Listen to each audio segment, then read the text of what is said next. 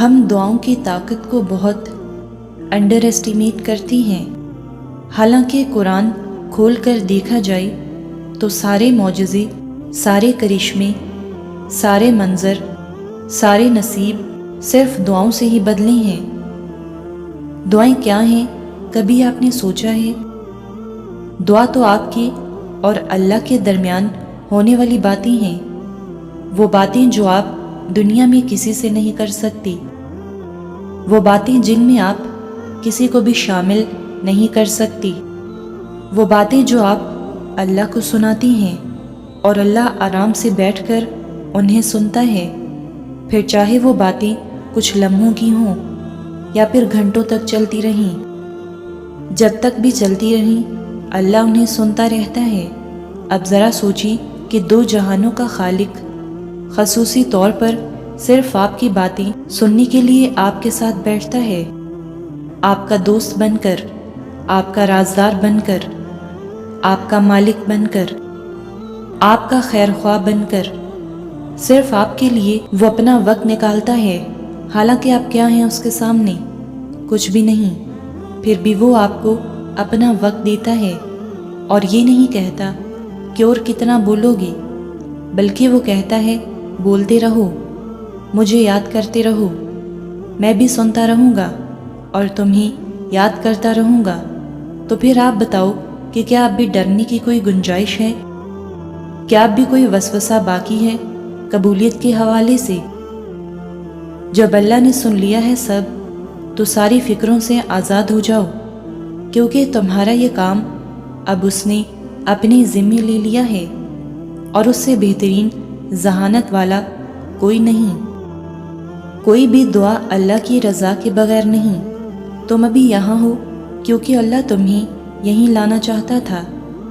تم نے کچھ کھویا ہے کیونکہ وہ کھو دینا ہی اللہ کی مصلحت کا حصہ تھا، اور اب تم اسے اللہ سے دوبارہ واپس مانگ رہی ہو، کیونکہ اللہ نے تمہیں دعا کا راستہ دکھایا اور تمہارا دل دعا کی جانب موڑا۔ جب سب کچھ اللہ کی مرضی سے ہوا ہے اور ہو رہا ہے، تو پھر تم کیوں پریشان ہو؟ تم اللہ کے ہر فیصلے کے پیچھے چھپی وجہ نہیں جان سکتی۔ تمہارا کام صرف یقین رکھنا ہے اور اللہ سے دعا کرتے رہنا ہے۔ ان دعاؤں کو کب اور کیسے معجزوں میں بدلنا ہے، یہ تمہارے اللہ کا کام ہے۔ تو تم صرف وہ کام کرو جو تمہارے ذمے ہے، اللہ کے کاموں کی فکر چھوڑ دو، کیونکہ وہ اپنے کام کرنا بخوبی جانتا ہے۔ دعاؤں کی آزمائش انتظار میں ہوتی ہے۔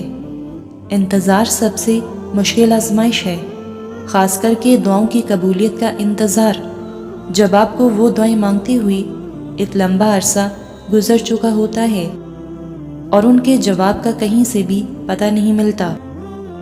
لیکن شاید یہی ہمارے ایمان کا سب سے بڑا امتحان ہوتا ہے کہ جو دعائیں ہمیں سب سے زیادہ پیاری ہوتی ہیں، ان کے لیے ہمیں عام دعاؤں سے زیادہ درد سہنا پڑتا ہے، انتظار کاٹنا پڑتا ہے، لمبی آزمائشوں سے گزرنا پڑتا ہے۔ یہی دعائیں تو ہیں جن کے لیے اللہ نے اپنے معجزے بنائے، ورنہ عام دعائیں تو بن مانگے بھی مل جاتی ہیں آسانی سے۔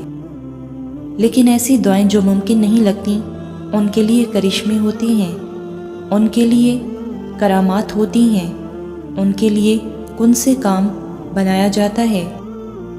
کچھ دعاؤں کے لیے بھاری قیمت ادا کرنی پڑتی ہے، لیکن وہ دعائیں اس قابل ہوتی ہیں کہ ان کے لیے ہر درد مسکرا کر سہ لیا جائے، کیونکہ آخر میں انہوں نے سب بدل دینا ہوتا ہے۔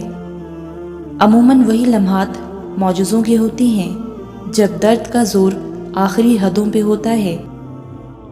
جس رب نے حضرت یوسف علیہ السلام کے لیے بند دروازے کھول دیے، تو وہی رب تمہارے لیے بھی راستہ بنائے گا۔ تم حضرت یوسف علیہ السلام کی طرح بند دروازے کی طرف دوڑو، تم یوسف کی طرح خدا پر توکل کرو تو صحیح۔ پھر اگر تمہیں لگے کہ تمہارے لیے بھی دروازہ بند ہے، تو یاد رکھنا کہ تمہارا اور یوسف کا خدا ایک ہی ہے۔